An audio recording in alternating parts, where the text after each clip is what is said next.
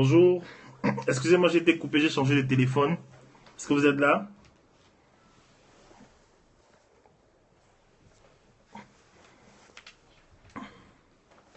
Est-ce que vous êtes là? Est-ce que vous êtes là? Voilà. Deux choses, bonjour Gwen, deux choses qui vont préserver ton mariage. Deux choses. J'ai profité, en fait, je crois que je suis parti sur le premier message. Premier message, je parlais des standards de la femme. Et bon, je me suis un peu retrouvé en train de développer autre chose. Mais là, je vais parler de deux choses. Deux choses qui vont préserver ton mariage. Deux choses. Deux choses. Voilà. La première des choses qui va préserver ton mariage, je ne vous mens pas. La première des choses qui va préserver ton mariage, c'est ta relation avec Dieu.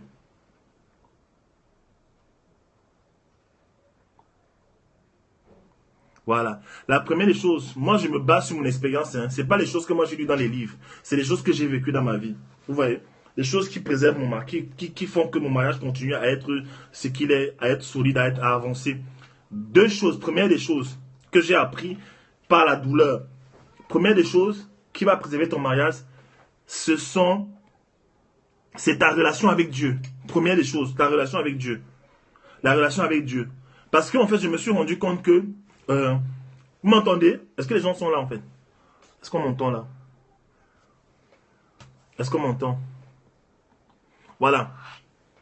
Je me suis rendu compte qu'il y a des conseils qu'on donne. Hein. Il y a des conseils qu'on donne sur le mariage. Comment faire durer un mariage. Comment raviver. Voilà. Comment faire durer un mariage.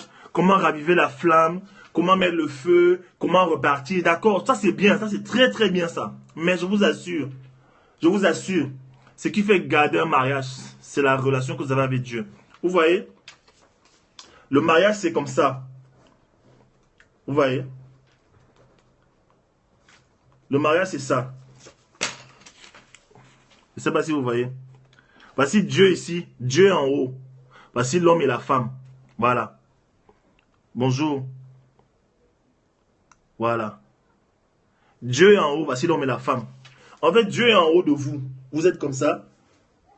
Voici l'homme, voici la femme, voici Dieu ici. Voilà. C'est Dieu. Bonjour, bonjour, ma soeur, bonjour. C'est Dieu qui permet un mariage de rester en vie. C'est Dieu qui permet un mariage de continuer. C'est vrai qu'on va vous donner des conseils, d'accord. Amusez-vous, ravivez la flamme, faites-vous des câlins, faites-vous des cadeaux, tuez la routine. Mais je vous assure, à la fin de la journée, qu'est-ce qui fait rester un mariage? C'est la relation que vous avez avec Dieu. C'est l'alliance que vous avez avec Dieu, en fait. C'est ça qui va faire rester votre mariage, en fait. Qui va faire que votre mariage tient. Vous avez vu, il y a des gens qui divorcent. Il y a des gens qui divorcent, mais ils se remarient. Parce que Dieu était dans l'affaire.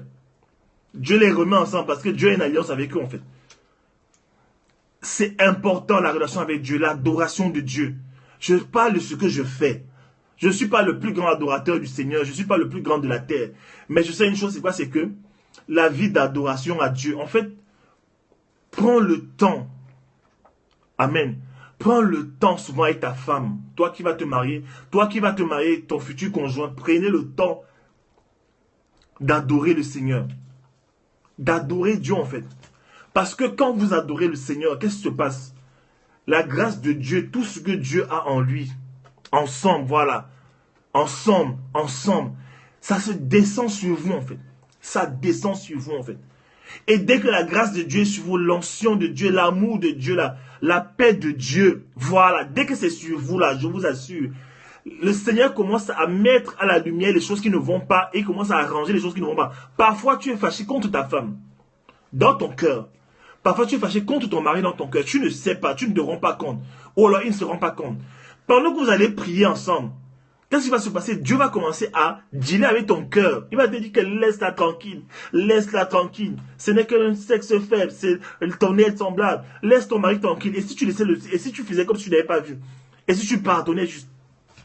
Dans la relation, c'est ça avec Dieu. La relation avec Dieu.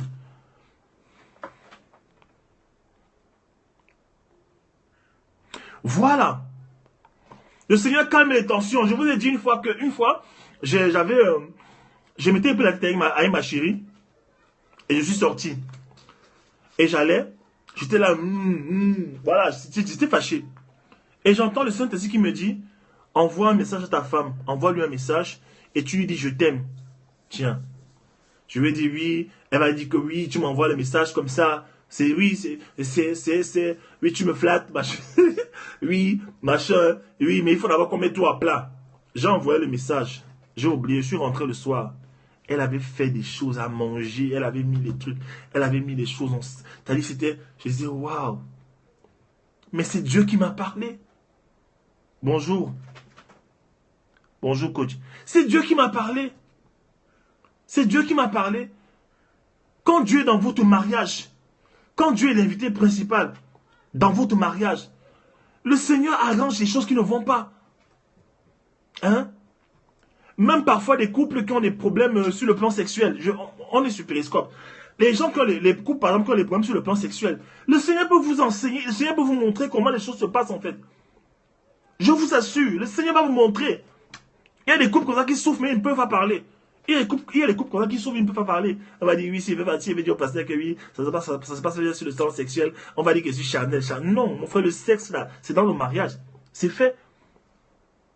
Parfois, un homme n'arrive pas à satisfaire sa femme sexuellement, ou la femme n'arrive pas à le faire aussi. Ils sont bizarres, machin, un truc. Le Seigneur, voilà, le Seigneur peut vous montrer. La Bible dit que le Saint-Esprit vous conduira dans toute la vérité. Il vous enseignera toutes choses. Il te montrera toutes choses. Si tu ne demandes pas, tu ne demandes pas au Saint-Esprit comment faire l'amour à ta femme, mais comment il va te répondre? On te dit que lui, il est disponible pour te montrer toutes choses. C'est lui qui a fait le mariage. C'est lui qui tient à ce que tu sois heureux pour que le plan de Dieu, pour que son plan sur ta vie s'accomplisse. Mais tu as les problèmes de sexualité dans ton mariage. Demande à Dieu. Demande à Dieu. Demande à Dieu de te montrer comment faire l'amour à ta femme. Demande à Dieu de te montrer, toi, femme, comment... Oui, mais moi, je suis pas comme ça. Moi, en tout cas, si tu me côtoies, moi, je parle de ces choses, en fait. Je parle de ces choses. Je parle de ces choses. Dans mes côtés, j'en parle aux gens, en fait. Je parle. Hein? Si tu as des problèmes, par exemple, comment on appelle ça? De dysfonction érectile, toi, l'homme, le Seigneur peut te montrer des choses. Il y a des plantes que tu utilises. Il y a des jus de légumes spéciaux que tu peux utiliser. Je ne sais pas. Hein? Voilà. Le pasteur va se moquer de toi. Je me souviens, j'ai suivi un enseignement aujourd'hui. Non, pas aujourd'hui, il y a quelque temps. C'est un mariage au Cameroun, en fait. C'est un monsieur. Il a épousé sa femme. Et le jour de la nuit de noces, en fait, c'est mal passé. Le mec n'a pas pu assurer sur le plan sexuel. Qu'est-ce qui s'est passé? La femme, elle a commencé à pleurer parce c'était une femme qui était attachée quand même au sexe. C'est ce genre de femme qui devait faire ça tout le temps. Voilà, il y a des gens comme ça, il y a des chrétiens comme ça. Ils font semblant là, alors qu'ils ont encore des choses à dealer avec eux. Ils ont encore des problèmes de masturbation, ils ont des problèmes d'impudicité. Ils se marient, voilà. Donc ils se marient. Ben, il met la pression à l'autre. Donc il est parti se marier.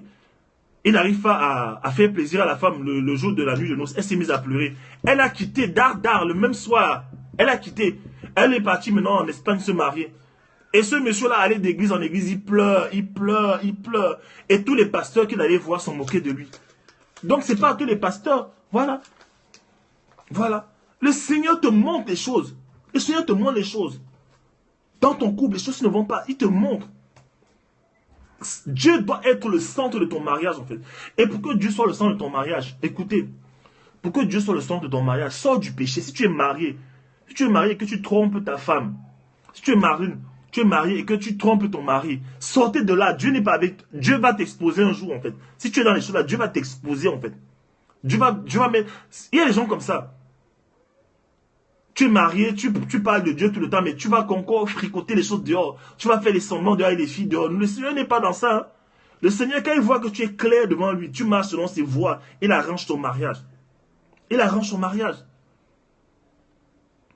Tu as besoin de la relation avec Dieu. Tu as besoin d'être avec Dieu. Tu as besoin d'être avec Dieu. Je te parle, je vais commencer à beaucoup parler du mariage. Tu as besoin d'être avec Dieu. Ce n'est pas les semblants, une vraie relation avec Dieu, une relation forte avec le Seigneur. Tu as besoin de ça, d'une relation sérieuse avec le Seigneur. Et quand le Seigneur arrive, qu'est-ce qu'il arrive? Quand le Seigneur arrive dans ta vie, hein, il détruit tout ce qui est mauvais. Les choses qui vous attachent, les choses qui vous bloquent, qui vous retiennent en arrière. Et il détruit en fait. Voilà. Là, je parlais de Dieu, dans l'adoration. Faites confiance en Dieu, priez Dieu, adorez Dieu. Quand le Seigneur te réveille la nuit à 3 h du matin pour prier, est-ce que tu tournes sur ton lit ou tu te lèves? Il te lève la nuit, il te dit prie. Est-ce que tu te lèves ou prier? Tu dis, mais qu'est-ce qui se passe? C'est que l'ennemi attaque ton mariage. Tu vois un peu? La deuxième chose maintenant, je vais te montrer, hein, sois patient. La deuxième chose qui va garder ton mariage, tu as déjà vu. La deuxième chose qui va garder ton mariage, écoute. C'est ça. Hein? C'est ça. Le combat spirituel. Tu entends? Le combat spirituel va garder ton mariage. Écoutez-moi bien. Les gens qui blaguent à la prière, là, les gens qui blaguent à la prière se disent que oui, comme Dieu les a mis ensemble, c'est fini. Le mariage, le combat spirituel, combattre l'ennemi. L'ennemi n'aime pas le mariage. Il va combattre votre mariage jusqu'à la dernière énergie. Avant de te marier, quand tu es fiancé, il va combattre ton mariage quand tu es fiancé. Quand tu vas te marier, il va combattre. Il va combattre jusqu'à... Il déteste le mariage. Il va combattre ton mariage jusqu'à la dernière énergie. Et il faut que tu combattes. Quand tu sens que dans ton mariage, il y a trop de problèmes, là, lève-toi dans la prière. Tu te lèves dans la prière, tu rentres d'abord dans l'adoration du Seigneur, tu adores le Seigneur. Et le Seigneur te montre ce qu'il faut prier, il te révèle les points de prière. Tu dis, Seigneur, oh, merci Père, je me lève contre toi Satan. Tous les pièges que tu dresses contre mon mariage, je les détruis au nom de Jésus-Christ. Toutes paroles négatives que tu as prononcées dans le monde des ténèbres pour faire tomber mon mariage, elles sont nulles et sans effet au nom de Jésus-Christ. Toi qui te lèves contre mon mariage, toi qui rentres par une porte, Dieu te chasse par cette porte au nom de Jésus-Christ. Je déclare que ce mariage, c'est un mariage de Dieu. Un mariage qui va durer. Ce sera un exemple pour ma génération. Toi, Satan, toute forteresse que tu veux établir entre moi et ma femme, je la brise au nom de Jésus-Christ. Tout démon qui se lève pour lier les pensées de ma femme dans le monde spirituel, je lie ces démons au nom de Jésus-Christ parce que la parole dit que tu m'as donné le pouvoir de lier les choses sur la terre qui seront liées au ciel. Tu m'as donné le pouvoir de lier les choses sur la terre. Voilà. Voilà. Tu m'as donné le pouvoir de délier les choses sur la terre. Voilà. Hein? Dieu t'a donné la puissance. Comme ça que ton mariage est attaqué, parfois tu as les problèmes avec ta femme, vous prenez la tête, vous prenez la tête. Parfois c'est des esprits derrière qui vous attaquent, les esprits. Parfois c'est des esprits. Il passe parfois par le conjoint qui est faible. Si c'est toi l'homme, il passe par toi, tu commences à déranger ta femme. Tu n'es pas stable émotionnellement, tu commences à déranger ta femme. Voilà. Tu te lèves dans la prière, tu combats. Tu fais les rêves la nuit où tu vois comment ton mari a une autre femme. Voilà. Et tu laisses. Tu te lèves le matin, tu laisses. Tu fais des rêves où tu vois ta femme avec un autre homme. Tu vois un peu. Ou alors tu fais des rêves où tu vois ton mari, comment les femmes commencent à l'attaquer, comment... Tu fais des rêves où tu vois que ta femme n'est plus ta femme, ou ton mari n'est plus ton mari, il est marié à quelqu'un d'autre. Ça, c'est le diable qui est en train de vouloir vous séparer votre amour dans le monde spirituel. Il veut faire que dans le naturel, que ta femme, l'amour de ta femme commence à diminuer. C'est ça.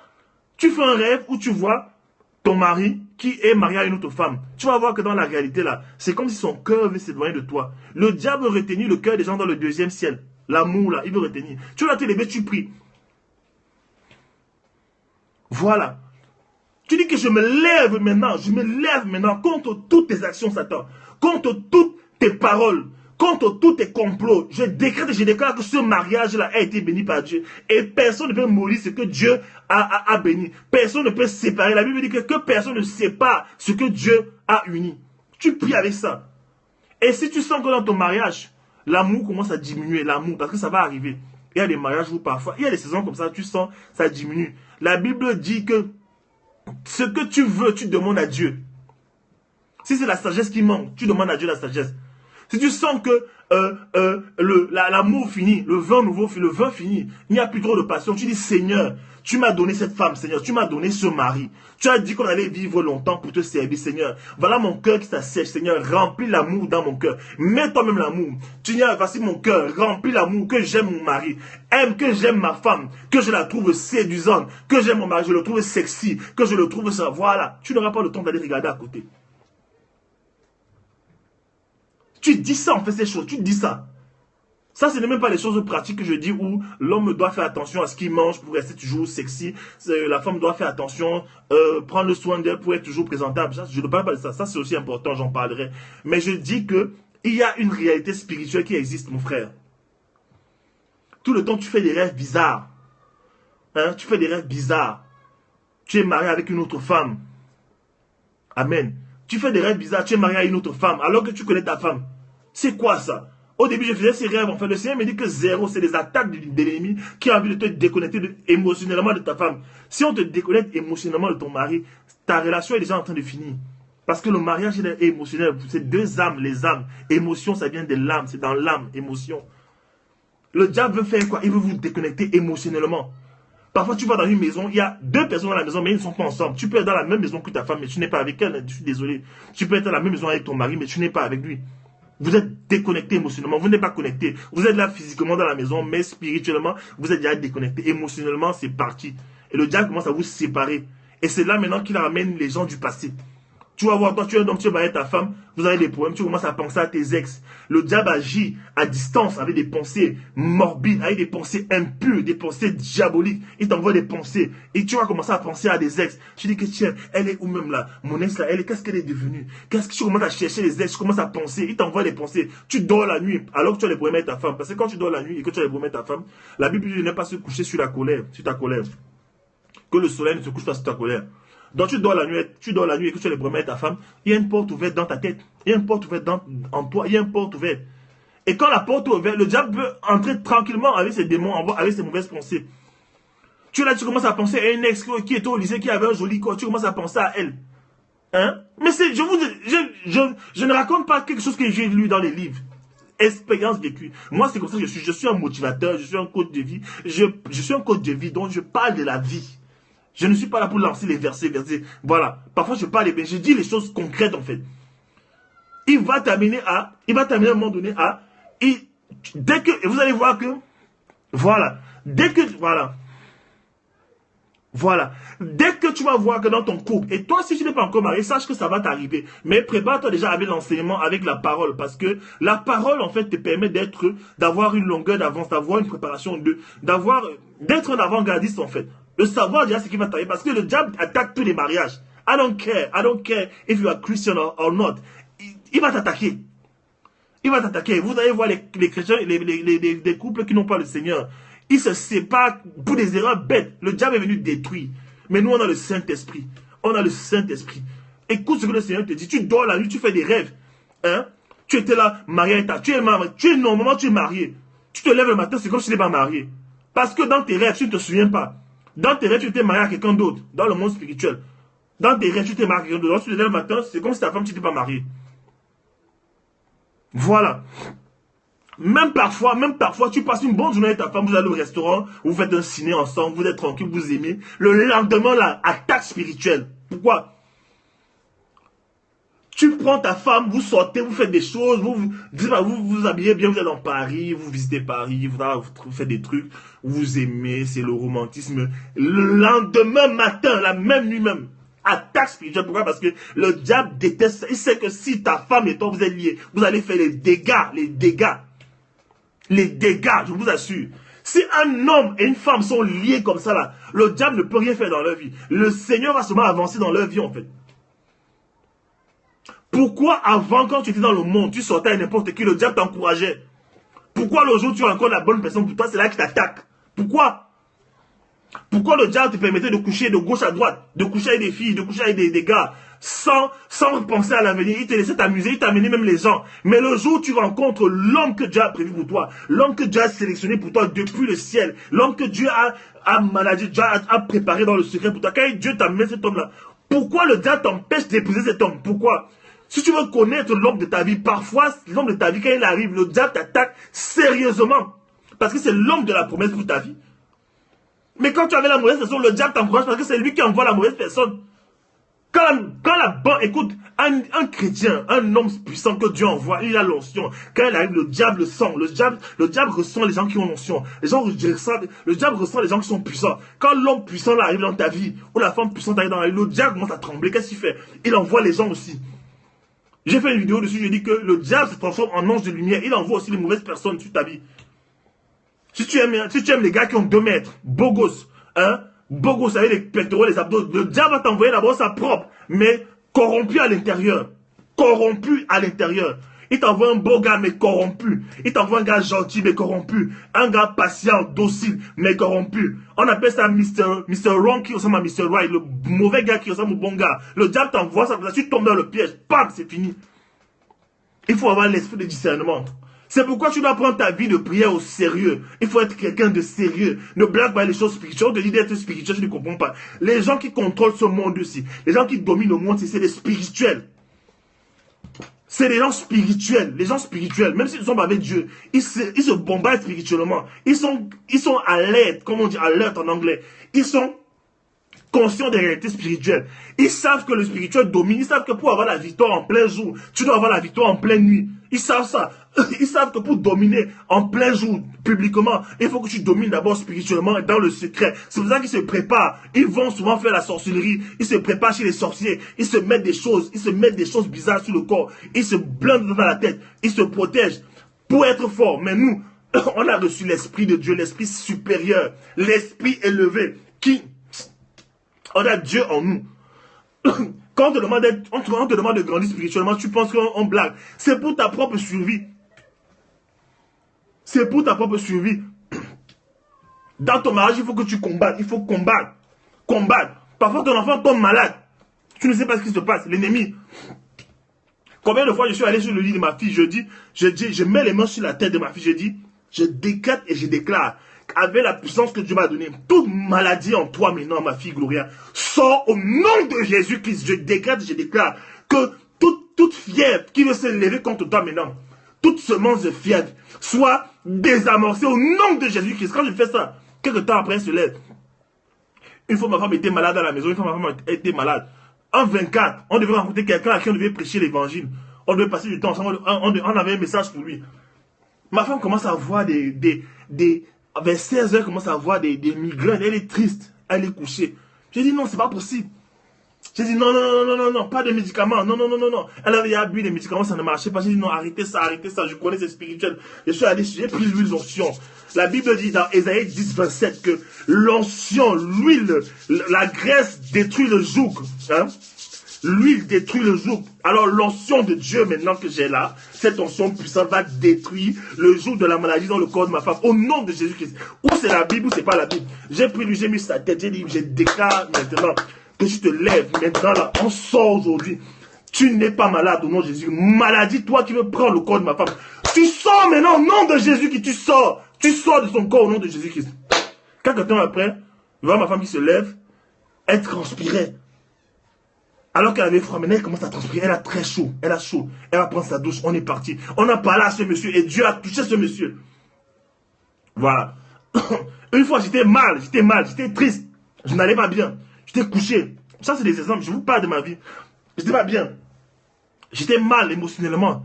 J'étais un peu dans la confusion. J'étais mal. Ma femme s'est couchée. Elle s'est levée sur moi. Elle s'est levée. J'étais couché. Elle a commencé à prier sur moi. Elle a commencé à prier sur moi, à prononcer les paroles sur moi. Je me suis levé quelques temps après, j'ai commencé à sourire. Alors que je voulais être frappé par la dépression, un esprit de dépression qui voulait venir me prendre dans la tête. J'ai commencé à sourire, commencé à rire, comme si j'avais gagné au loto. Je riais en fait, comme un fou. Dieu nous a donné le pouvoir. Parfois, les mariages tombent parce que les gens ne se lèvent à vous prier. J'ai vu un couple une fois, je demande aux gars, vous avez des problèmes tous les jours. Vous avez des problèmes, qu'est-ce qui se passe? Le Saint-Esprit me dit dans mon esprit qu'il ne prie jamais avec sa femme. Je demande, frère, tu pries pendant combien de temps? Il me dit, je prie pendant 5 minutes. Je dis, comment ça? Seulement 5 minutes sur ton mariage, gars, c'est chaud. Après, il dit, est-ce que tu pries avec ta femme? Il me dit, non. Je dis, comment votre mariage va tenir? Si tu pries pas avec ta femme, comment ça va tenir? Il y a une porte qui est ouverte. Le diable va venir, vous filer, il va faire ce qu'il veut. Il faut prier, il faut prier. Tu ne peux pas accomplir ta destinée si tu ne pries pas. Je suis désolé. Je sais qu'il y a des gens qui n'aiment pas prier, oui, d'accord. Moi, je ne suis pas un expert dans la prière. Mais je sais une chose, c'est que ce que Dieu a dit sur ma vie là, ce n'est pas obligé d'arriver. Ce que Dieu a dit sur ma vie là, c'est pour me donner l'opportunité de travailler avec Dieu. Parce que la Bible dit qu'on est co-ouvrier avec Dieu. On est co-héritier avec Christ. On est co-ouvrier, donc Dieu travaille, nous on travaille. Dieu va te dire que tu seras un grand motivateur, un homme d'affaires, un speaker international, tu vas voyager à travers les nations, d'accord. C'est pas parce qu'il a dit que ça va arriver, mon frère. Non, ne te trompe pas. Quand Dieu dit là, le diable aussi dit aussi sa part. Maintenant, c'est la parole, c'est ta capacité à faire venir ce que Dieu a dit qui est important. Dieu dit que tu seras une femme d'affaires, tu vas écrire des livres, tu vas coacher, tu vas faire ceci, tu seras une bénédiction pour le corps de Christ. Tu dis Alléluia, Amen, tu rentres à la maison, rien ne se passe. Voilà. Rien ne se passe. 1 an, 2 ans, 3 ans. Tu dis, hey, Seigneur, tu avais prophétisé en 2000 machin que j'allais devenir une grande femme. Pourquoi non, tu ne pries pas. Parce que dès que Dieu prophétise, le diable aussi prophétise. C'est pourquoi on demande de se lever tôt avant que le jour ne se lève. Pourquoi? Parce que Dans la nuit là, entre minuit et 3 heures, le diable est en train de poser les bombes. C'est pourquoi tu fais des rêves à 3 heures souvent. Tu te réveilles à 3 heures. Avant 3 heures, tu fais des rêves où tu te vois en train de manger les nourritures. Tu te vois en train de t'attaquer. Tu es attaqué. Voilà, une prophétie est d'abord précédée par son contraire. Voilà, il faut comprendre ça. Voilà, tu dors la nuit, tu vois, tu manges des choses. Tu dors la nuit, tu fais des rêves bizarres, on t'attaque, on te méprise, ou tu es toujours, tu es là, tu es un esprit de servitude, tu es un esclave, tu sais les gens, tu es sale, machin, truc. Tu fais des rêves là, tu ne te lèves pas pour prier, mon frère. Tu comptes sur quoi? L'ennemi vient de programmer ta vie. Il est en train de dire que les rêves que tu fais où tu es sale, tu es pauvre. Le diable est en train de programmer que tu seras un pauvre, un sale dans la vie. Tu seras toujours au bas de l'échelle. Tu seras toujours en train de manger les miettes pendant que d'autres vont monter. Le diable est en train de dire que tu vas être un galérien. Tu fais des rêves où tu manges. Le diable est en train de te donner des choses. Il te fait avaler des choses qui vont prendre racine dans ton corps. Tu dois te lever. Tu dis que toute nourriture que j'ai mangée, maintenant je l'expulse. La Bible dit que toute plante que mon Père n'a pas planté en moi est déracinée maintenant au nom de Jésus-Christ. Je déracine toute plante dans mon corps, toute chose dans mon corps que Dieu n'a pas mis en moi. Si c'est toi le diable, que ça sorte maintenant, au nom de Jésus, ça sort direct. Voilà. Tu sors ces choses en fait. Ne restez pas, en fait, ne vis pas ta vie. Tu laisses le diable faire les choses en fait. Attends. Quand ma femme a accouché, quand ma femme était enceinte, je faisais des rêves la nuit où elle avait son ventre, les gens la mettaient dans un coin et on donnait des coups de poing sur le ventre de ma femme pour que l'enfant sorte. Le Seigneur me réveille la nuit à 3 heures, il me dit, prie. On est en train d'attaquer ta femme dans le spirituel. J'ai dit quoi?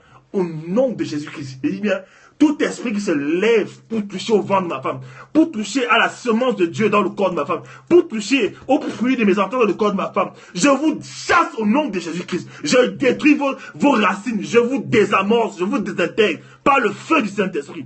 Quand tu fais ça, après tout ce calme, Dieu te dit, le Saint-Esprit te dit, il te dit, va dormir, c'est bon, c'est bon. Voilà. Il faut être quelqu'un. Il faut menacer, sinon l'ennemi va te frapper. Si tu ne menaces pas l'ennemi, il va toujours te déranger. Il faut le menacer. Amen. Parfois, le Seigneur te montre ce que les gens pensent de toi. Tu dors comme ça chez toi, le Seigneur te montre qu'il y a telle personne là qui te veut les problèmes. Prie comme ça. C'est pas que le Seigneur te demande d'attaquer la personne. Le Seigneur te donne les stratégies. Parfois même le Seigneur va te montrer que les gens qui marchent avec toi, leur cœur par rapport à toi, pour que tu ne sois pas choqué quand ils vont te décevoir. Et là, tu restes calme. Hein? Le Seigneur te montre telle personne, il te dit que telle personne là qui vient chez vous là, il vient draguer ta femme. Il y a des gens qui ne croient pas. Non, non, c'est un frère, hein? Tu connais son cœur. J'ai dit souvent, il y a un frère qui était venu ici. Ma femme, je ne sais pas ce qu'elle faisait. Il faisait que regarder le derrière de ma femme en fait.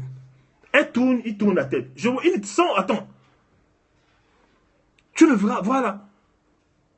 Il guette comme ça là. Le Seigneur m'a dit que lui là, expulsion. Non, non, plus jamais.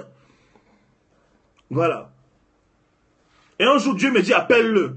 Un jour, Dieu me dit, appelle-le, tu lui dis. Appelle-le, tu lui dis. J'ai dit, non, Seigneur, comment tu vas l'appeler? Non, non, non, non, non, non, non, non. Non, le Seigneur me dit, appelle-le, tu lui dis que tu sais ce que tu sais. J'appelle le gars. Oui, c'est comment? Gars, je voulais te dire un truc, bah vraiment, je voulais te dire un truc, bah franchement.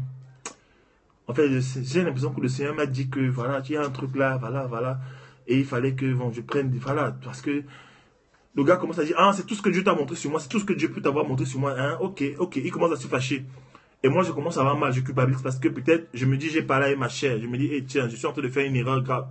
J'aurais pas dû lui parler. Dieu me dit, voilà, Dieu me dit, fais attention. Dieu me dit, fais attention. Il va te manipuler, il va te faire culpabiliser. Je lui ai dit, j'ai une parole qui est sortie de ma bouche, une parole. Je lui ai dit, tu es en train de dire que Dieu à l'intérieur de moi ment, n'est-ce pas? Je lui ai dit ça. Je lui ai dit que tu es en train de... Voilà, je lui ai dit, tu es en train de dire donc que Dieu à l'intérieur de moi est en train de mentir. Il s'est mis à pleurer comme un enfant. Il pleurait. Parce que la parole qui est sortie, ce n'était pas moi, c'est le Saint-Esprit qui a donné la parole en fait. Parce que fais attention de mentir quand tu mens au Saint-Esprit, lui-même en personne. Parce que c'est pas moi en fait qui parlait, c'est le Saint-Esprit qui était à l'intérieur de moi. Le Saint-Esprit, je lui ai dit en fait, j'ai entendu la phrase et je lui ai dit, tu veux dire que... Parce qu'il disait que je mens. Il disait que oui, de toute façon, ta femme et toi, ce sont vos idées sur moi, ce sont vos idées arrêtées, c'est ce que vous pensez de moi. Je lui ai dit, ah ok, Tu veux donc dire que le Saint-Esprit qui est en moi ment. Tu veux dire que ce que j'ai entendu là, c'est faux. Il s'est mis à pleurer comme un enfant. Pleurer, pourquoi. Maintenant, je me retrouve. Voilà. Je n'aurais pas parlé de la même façon. J'aurais dit que oui, frère, il n'y a pas de problème. Après, j'allais raccrocher et dire, ouais, Seigneur, j'ai encore blessé un frère. Voilà, maintenant, Seigneur, c'est toi qui m'as mis le choc. Maintenant, je blesse les frères. Voilà, maintenant, je vais parler à un frère. Tu m'en vas parler à un frère. Maintenant, je le blesse. Voilà, maintenant. La Bible dit que le cœur d'un frère blessé est plus solide, est plus fort, est plus difficile à conquérir qu'une ville fortifiée. Tu vois, les chrétiens, hein, les sentiments. On prend la Bible, on fait des sentiments. Pourtant, Dieu a parlé.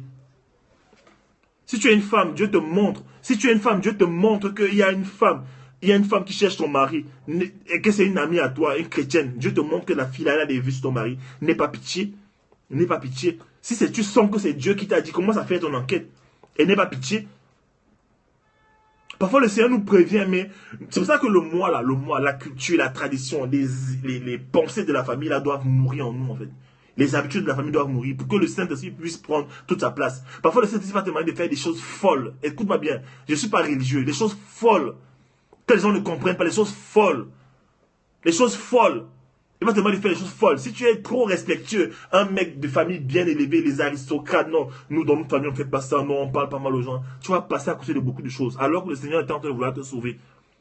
Moi, c'était comme ça avant. Dieu m'explique un truc, c'est quelqu'un, je dis non, c'est pas possible, non, c'est pas, ça peut pas être lui. Dieu revient, il me montre que lui là, c'est pas ton ami. Lui là, il te dérange. Dis-lui un peu ceci.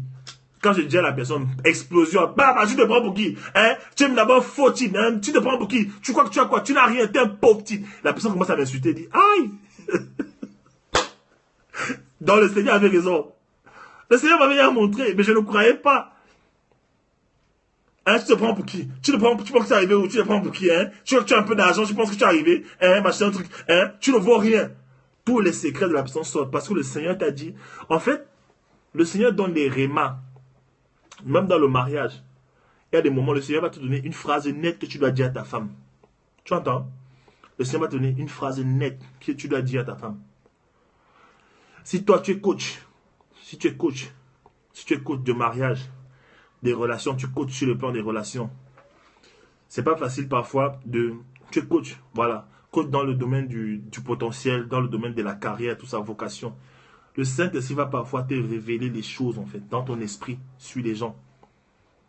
Il va te révéler, en fait. Toi, dès que tu captes, tu dis seulement, avec la conviction du Saint-Esprit, tu vois, ça crée quelque chose. Et dans le mariage, c'est fréquent.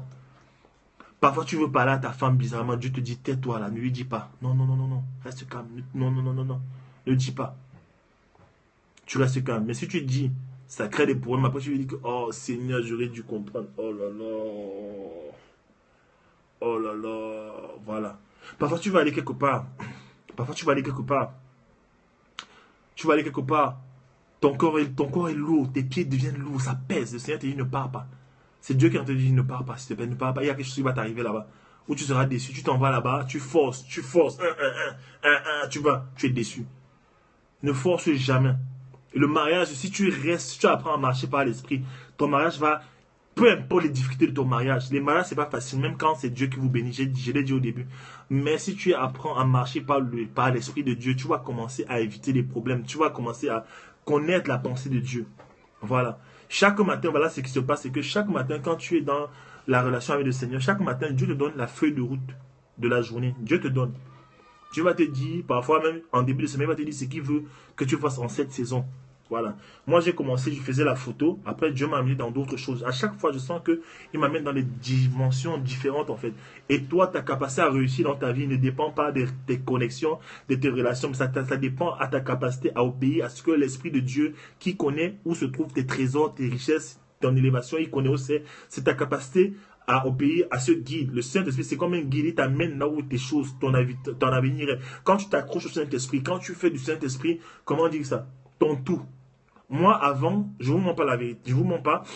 Quand je me levais, je ne connaissais pas dire bonjour Saint-Esprit. Je trouvais ça un peu bizarre. Mais après, quand j'ai commencé à apprendre à marcher, j'ai dit Saint-Esprit, vraiment, moi j'ai envie de te connaître. Moi, j'avoue que je ne te connais pas assez.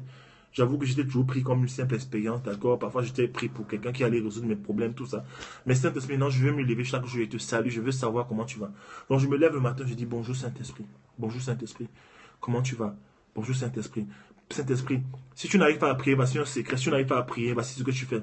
Si tu te lèves et que la prière est dure, tu ne sais pas comment commencer. Parfois, tu peux voir les pasteurs prier, pasteur tel, pasteur prier. Toi, tu veux prier comme eux, c'est pas comme ça là. Prie selon que le Saint-Esprit te guide. Parfois, tu te lèves le matin. Ça, c'est ce que Dieu me dit de te dire. Je ressens ça dans mon esprit. C'est que tu te lèves le matin et tu sens juste que le Seigneur veut que tu chantes. Il te met dans ton esprit le chant qu'il veut que tu chantes. Tu vois un peu? Il te met ce chant. Tu vois? Nous voulons voir ton règne établi sur les nations. Entre tes mains, Seigneur, fais de nous des instruments. Tu chantes seulement. Tu entends la chanson, ne réfléchis pas. Tu entends la chanson là. Quand tu as l'habitude de te lever le matin, tu dis bonjour Saint-Esprit. Il va commencer à te guider lui-même dans la prière parce qu'il sait que c'est pas facile pour toi. Il va te guider. Tu te lèves le matin, tu entends, tu vois là, un cœur sincère devant Dieu. Tu te lèves le matin, tu sais que ton cœur est mal. Tu as peut-être pensé mal contre Dieu et il veut t'amener à la repentance. Tu entends seulement, purifie mon cœur. Tu vois un peu, rends-moi aussi pur que l'or. Voilà, tu vois un peu. Purifie mon cœur, Seigneur. Purifie mon cœur. Tu restes dessus. Purifie mon cœur. Purifie mon cœur. Seigneur, mon cœur est mauvais. Mon cœur, il faut accepter que ton cœur est mauvais. Pas faire semblant. Hein? C'est ça. Faut pas dire à Dieu, Seigneur, non. Dieu connaît que tu es un menteur, que tu as péché, tu as mal parlé. Viens devant Dieu comme un gars qui a volé. Tu dis, Seigneur, je ne suis rien. Je ne suis rien, Seigneur. J'ai péché. Une fois de plus encore, j'ai encore péché, Seigneur. Alors que tu m'attendais très haut, je suis encore bas. Je ne suis pas encore là où tu voulais que je sois, Seigneur. Aie pitié, prends pitié de moi, Seigneur. Pardonne-moi, Seigneur. Et quand tu dis ça, il te dit, je t'ai déjà pardonné. Il t'envoie un chant. Le Dieu, c'est un Dieu d'amour. Hein? Purifie mon cœur, rends-moi aussi pur que l'or et l'argent, feu du fondeur. Hein? Voilà. Voilà. Je n'ai qu'un désir, c'est d'être saint, mis à part pour te servir, mis à part, Seigneur. Je me suis un peu éloigné, Seigneur. Envoie ton feu, nettoie ce qu'il faut nettoyer. Je vais être pur. Je préfère tomber devant toi que de tomber entre les mains de mes ennemis. Je préfère tomber en faute, en défaillance devant toi, mon Dieu, que de tomber entre les mains de mes ennemis, Seigneur. Je préfère commettre un péché et toi tu me réponds rapidement dans le secret plutôt que ma vie ne soit exposée dehors, Seigneur, à cause de mes erreurs. Voilà. Et il faut avoir l'habitude, quand Dieu te prend sur un péché, demande pardon à Dieu tout de suite. Ne laisse pas ça. Parce que quand tu laisses ça, ça devient une habitude qui devient un caractère qui devient ta destinée. Après le Seigneur, tu n'entends plus Dieu te parler en fait. Hein? Voilà. Voilà. Voilà. Merci d'un cœur reconnaissant. Parfois, tu te lèves le matin, Dieu t'a parlé, t'a donné une bonne parole. Il t'a donné une bonne parole. Il t'a béni dans la vie. Il t'a fait des trucs. Et il veut juste que tu sois reconnaissant. Tu te lèves avec ce chant. Merci d'un cœur reconnaissant. Merci au Seigneur 3 fois saint. Merci. Après, tu mets tes paroles. Car tu m'as donné Jésus-Christ. Seigneur, je n'avais rien. Tu m'as aidé. Tu m'as sorti de tous les problèmes. Alors que je n'étais rien, Seigneur. Tu m'as récupéré. Tu m'as lavé. Voilà. Voilà. Tu m'as lavé. Tu m'as élevé. Tu chantes. Tu n'es pas obligé de chanter comme à l'église. Tu prends la parole. Tu prends la mélodie. Là, tu mets tes paroles dedans. Tu mets tes paroles. Tu exprimes à Dieu ce que tu as dans ton cœur. Ce que tu as dans ton cœur. Tu dis, Seigneur, j'ai mal, Seigneur. J'ai mal, Seigneur. Mais Seigneur, soutiens-moi, Seigneur. Soutiens mon cœur, Seigneur. Soutiens mon cœur, Seigneur. Seigneur, me voici. J'ai besoin de toi. Je veux te trouver et être trouvé par toi, Seigneur. Me voici. Seigneur, je ne suis pas encore où tu veux que je sois, Seigneur. Tu commences à parler. Tu commences à parler. C'est une conversation. Je ne suis pas là où tu veux que je sois, Seigneur. Je suis encore derrière. Mais Seigneur, je pense que ta miséricorde, tes bontés se renouvellent chaque matin, Père. Ne me laisse pas. C'est comme ça que Dieu élève les gens. Voilà. Voilà. Tu dis, Seigneur, Seigneur, le plan que tu as pour ma vie est trop dur, Seigneur. Ta volonté pour ma vie est dure. J'arrive pas à t'obéir, Seigneur. Seigneur, aide-moi à t'obéir. Je n'arrive pas, Seigneur. J'ai essayé, je n'arrive pas, Seigneur. Je n'arrive pas à t'obéir, Seigneur. Mais en moi, la Bible dit, priez toujours avec la Bible. La Bible dit que c'est toi qui mets en nous le vouloir et le faire. Seigneur, alors mets en moi le vouloir et faire ce que tu veux que je fasse. Parce que de mes propres forces, j'arrive pas. La Bible dit que ce n'est ni par la force, ni par la puissance que nous allons accomplir la tâche que tu nous as assignée. Mais c'est par l'Esprit. Saint-Esprit, active-toi en moi. Active-toi en moi. Et c'est comme ça que tu te retrouves en train de faire des choses difficiles. Avant, je n'arrivais pas à faire les choses de Dieu. Je n'arrivais pas à faire ce que Dieu me dit. Mais maintenant, j'arrive à passer des nuits à travers, j'arrive à produire plein de choses parce que Dieu me rend capable. Ce n'est pas que je suis trop talentueux. Non. Non. Sinon, ça n'a rien à voir. Voilà. Tu remercies Dieu, Seigneur. Merci Dieu. Hein? Tu dis, Seigneur, voilà. J'étais un petit garçon au Cameroun. J'avais 50 francs chaque 2 semaines. J'avais 50 francs CFA. Même pas 25 centimes. Hein? J'avais ça. C'est tout ce que j'avais comme argent. J'avais rien. Pas d'avenir. On se moquait de moi. On me rajoutait, on me rabaissait. Un jour, il t'a plu. Il t'a plu. Il t'a paru bon. Tu as senti, tu as voulu, dans ta miséricorde, que je sorte du Cameroun. Que j'aille à l'étranger. Que quelqu'un m'envoie un billet d'avion alors que je marchais au quartier sans direction pour mon avenir, alors que je priais tous les jours. Tu envoyais quelqu'un me chercher. Tu envoyais quelqu'un me chercher pour me sortir de la pauvreté. La Bible dit que c'est toi qui conduis, tu sors l'indigent tu sors l'indigent de la poussière, tu l'amènes vers une ville habitable. Tu m'as amené vers les pays habitables, les pays où j'ai commencé à avoir ma propre maison, Seigneur. Tu m'as sorti de la galère. Alors que j'avais arrêté les études, tu m'as ramené sur les bancs de l'école. J'ai eu des diplômes, Seigneur. Tu m'as ramené, tu as fait de moi quelqu'un que les gens connaissent, quelqu'un que les gens aident, quelqu'un que les gens estiment. Tu m'as fait asseoir avec les ambassadeurs, alors que je n'étais qu'un rien, un petit rien au quartier. Alors que personne ne me regardait, personne ne voulait de moi, personne ne misait sur moi. Tu m'as rendu fort, tu m'as rendu puissant, tu m'as rendu éloquent. Tu as mis en moi la capacité à faire des choses, l'œuvre des mains. Tu as fait des choses dans ma vie, Seigneur. Rien ne dépasse ça. Tu as changé mon histoire, Père. Et aujourd'hui, peu importe ce qu'on dit sur moi, peu importe ce qu'on a à dire sur moi, peu importe mes situations, mes difficultés, je ne cesserai de te bénir. Tu dis ça au Seigneur. Je ne suis pas encore là où je dois être. Mais je reconnais que ça aurait pu être pire. Amen. Je reconnais que ça aurait pu être pire. Ça aurait pu être pire. Je suis une femme, Seigneur. Hein, je parle d'une femme. J'aurais pu me retrouver dans la prostitution. Aujourd'hui, on se moque des filles qui sont des prostituées, des michetonneuses. Mais moi, j'étais dans la même dimension, Seigneur. Mais tu m'as sorti de là.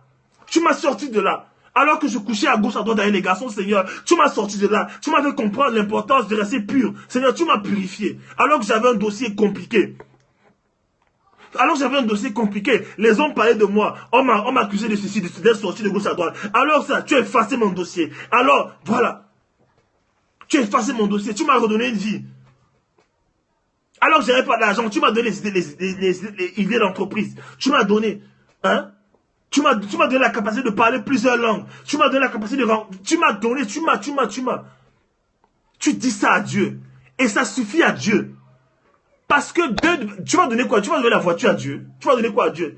Mon frère, la terre et tout ce qu'elle renferme appartiennent à Dieu. Tu vas donner quoi à Dieu encore? Si ce n'est ta reconnaissance, ta louange, tu vas donner quoi à Dieu? Tu peux donner quoi à Dieu? Tu peux donner quoi même à un ministre français, tu peux donner quoi même à Sarkozy, quoi, à Hollande, tu vas lui donner quoi? Tu peux seulement prier, tu peux seulement bénir son nom, élever son nom. C'est une façon de parler. Parfois, Dieu a seulement besoin de ça. Merci d'un cœur reconnaissant. Merci Seigneur. Tu dis ça à Dieu. Merci. Merci Seigneur. Je vois des gens qui ont mal aux pieds. Moi, je suis debout. Tu as fait de moi quelqu'un d'extraordinaire, quelqu'un de beau, une femme, tu m'as fait de moi une femme belle. Qu'est-ce que tu veux? Tu veux quoi encore? Demander quoi à Dieu? Et ça t'amène dans les dimensions avec Dieu. Les dimensions d'onction avec Dieu, les dimensions de puissance. Ça là, c'est pas la puissance, ce n'est pas que tu chasses les démons. Non, la puissance c'est Dieu qui te remplit pendant que tu pries. Tu passes du temps avec lui chaque fois. Il y a un pasteur ghanéen qui m'avait donné une révélation, m'avait dit que chaque fois que tu viens avec Dieu, il met une goutte d'eau sur toi et tu deviens une goutte d'eau comme Dieu. Il met une goutte d'eau sur toi, tu deviens une goutte comme Dieu. il met une deuxième goutte, tu reviens, il te remet une deuxième goutte, une deuxième goutte. À un moment donné, l'eau là est tellement sur toi que ça devient une vague qui te pousse dans ta vie. Parce que plus tu passes du temps avec Dieu, plus tu connais Dieu, plus tu te livres à Dieu, plus les hommes sont Dieu dans ta vie. Oui. Plus tu connais Dieu, les gens pensent souvent que oui, tu vas parler de la parole, tu vas évangéliser, les gens vont être touchés. Non. Plus tu as une relation avec Dieu, plus Dieu te remplit, plus ta parole est dangereuse. Plus ta parole a de l'impact. Quand tu parles à quelqu'un, ce n'est pas comme quand tout le monde parle à quelqu'un. Il y a des gens, il y a quelqu'un, témoignage, quelqu'un qui fumait. Il y a quelqu'un qui fumait, il voulait se débarrasser de la cigarette, il ne savait pas comment se débarrasser de la cigarette. C'était une addiction. Il a causé avec moi un jour, on n'a pas parlé de la cigarette, je lui ai parlé de l'évangile, je lui ai parlé de mes expériences avec Dieu. On a parlé de l'évangile, il a oublié de me demander qu'il fallait que je prie pour sa cigarette, pour son addiction à la cigarette. Tu vois? Et il fumait. Le mec est parti. 6 mois après, je crois, il m'écrit, il me dit, William, est-ce que tu te rends compte que le jour où j'ai causé avec toi, le jour où j'ai parlé avec toi, le lendemain, j'ai arrêté de fumer. Je lui ai dit, comment ça? Est-ce qu'on a prié pour ça? Il me dit non. Mais le jour, c'est bizarre, je souffrais de ça. Mais le jour où j'ai parlé avec toi, le lendemain, la cigarette me dégoûtait. Qu'est-ce qui s'est passé? Il a causé avec moi. Je ne sais pas ce que Dieu a fait à travers ma vie. Il a fait le truc. Voilà. Le Seigneur fait des choses. Pendant que tu passes du temps avec, plus tu... Regarde. En fait, si tu trouves que la... Regarde, je sens que je parle à quelqu'un. Si tu trouves que la présence de Dieu est lourde, tu trouves que c'est lourd, ne te prends pas la tête, commence à chanter seulement. Je sais pas, tu dis, sois sincère avec Dieu, sois sincère. Ne commence pas à dire, Seigneur, oui, sois élevé, sois Dieu magnifique, 3 fois saint. Non, ne fais pas ça. Ça, on appelle ça, c'est la dictée que tu fais. Tu essaies d'être élégant devant Dieu. Dieu, voilà, Dieu est esprit, mon frère. Et ceux qui adorent Dieu doivent l'adorer en esprit. Quand tu viens devant Dieu, tu dis Saint-Esprit. Ta parole dit que nul ne peut connaître Dieu si ce n'est pas son esprit, et nul ne peut connaître l'homme si ce n'est pas l'esprit de l'homme, en fait. Alors, Saint-Esprit, je t'en supplie, moi je ne sais pas prier. La Bible dit que nous ne savons pas ce qui convient. Il faut prier, tu as la Bible. Nous ne savons pas ce qui convient de demander dans nos prières. Mais le Saint-Esprit nous aide dans nos infimités. Saint-Esprit, je ne sais pas, je veux savoir ce que tu veux. Je veux savoir ce que le Père veut. Saint-Esprit, pardon, je suis lourd. Je suis lourd. Je n'arrive pas à prier. Je sens lourd. Je sens que la chair, là, ça prend le dessus. Saint-Esprit, je veux entrer dans ta présence. Aide-moi à prier. Si tu m'as réveillé à 3 heures, c'est pour que je passe du temps avec toi, Saint-Esprit. Et là, tu reçois un chant. Et quand tu reçois un chant, c'est une invitation à prier. Tu reçois un chant. Parfois, tu vas entendre le Saint-Esprit te dire de chanter en langue. Tu commences à chanter, tu chantes. Et plus tu chantes, tu sens comment les choses tombent. Ta lourdeur la part. Parce que quand tu dors la nuit, le diable vient t'écraser, les démons viennent t'écraser pour que la présence de Dieu soit lourde pour toi. Mais il faut te décraser, tu te décrases par l'adoration. Tu chantes. Limaka sandalia mande. Lenolomas maliendelimas. Oh la mama. Où tu dis, viens, Esprit de Dieu.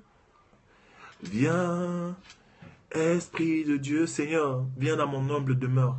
Je ne suis rien, mais Seigneur, viens. Nous avons besoin de toi. Viens, Esprit de Dieu. Viens, Esprit de Dieu. Esprit excellent. Viens, Esprit de Dieu. Esprit magnifique. Nous avons besoin de toi. J'ai besoin de toi, Seigneur. Ça, c'est quand je suis avec ma femme. Viens, Esprit de Dieu. Je ne suis rien sans toi, Saint-Esprit. Viens, Esprit de Dieu. Où irais-je sinon vers toi? C'est toi qui possèdes les paroles de la vie. Nous avons besoin de toi. Sans toi, nous ne sommes rien. Nous n'allons nulle part. Viens, Esprit de Dieu. Esprit de Dieu, remplis cette maison. Viens, Esprit de Dieu. Nous avons besoin de toi. Saint-Esprit, viens, Saint-Esprit, s'il te plaît. À un moment donné, tu sens la présence de Dieu dans ta maison. Tu sens la présence de Dieu. Tu sens la présence de Dieu. Et là, tu commences à prier sans même qu'on ne te dise de prier. Maneria salaba. Après, tu entends, il te parle, il te dit, chante-moi ceci. C'est Dieu lui-même qui te dit maintenant, chante-moi tel chant. Je veux que tu me chantes. Parce que Dieu, c'est le roi. Le roi, il dit à ses serviteurs, hein, chantez-moi tel chant. Je veux tel chant aujourd'hui pour me divertir. Chante-moi, chante-moi ça. Il te met dans ton esprit le chant que tu dois. C'est ça qu'on appelle l'adoration en esprit en vérité. Il te met dans ton esprit ce que tu dois chanter. Et tu chantes ce qu'il te demande de chanter. Tu ne chantes pas ce que tu veux chanter. Tu chantes ce que Dieu te demande de chanter. Oh,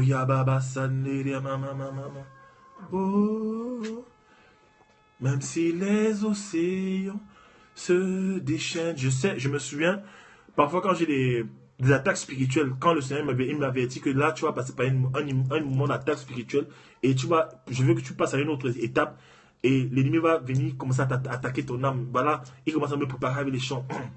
Même si les océans se déchaînent.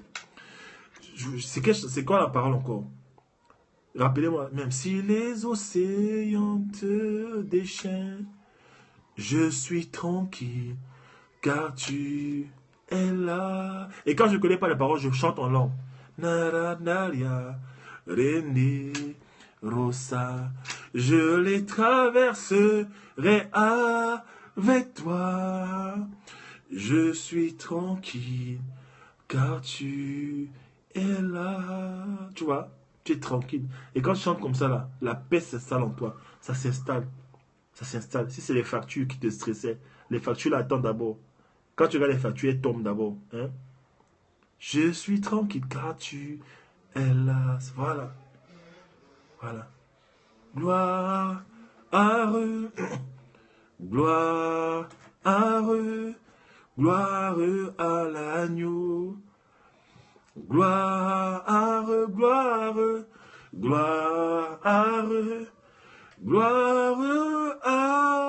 l'agneau, car il est glorieux. Seigneur, tu es digne de régner, et digne de régner. L'agneau est souverain.